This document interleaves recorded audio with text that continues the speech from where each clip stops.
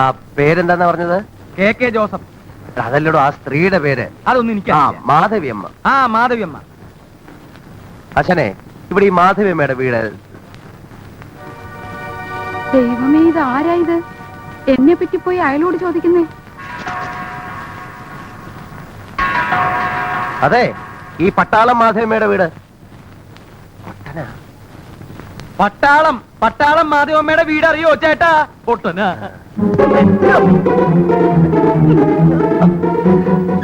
എവിടുന്നാ നിങ്ങളെ ഇങ്ങോട്ട് കെട്ടിയെടുത്ത്? എന്നെ പറ്റി പോയി അയാളോട് ചോദിക്കാൻ. അയ്യോ, മാധവിയമ്മയാണോ? അല്ല, മാധവി അപ്പൻ. പോയി ചോദിക്കാൻ വേറെ ആരെയും കണ്ടില്ല അല്ലേ? ആ റാവുത്തക്കാണോ പോയി ചോദിക്കുന്നത്? ആ റാവുത്തക്കാണോ പോയി ചോദിക്കുന്നതെന്ന്? ഏത് റാവുത്തര്?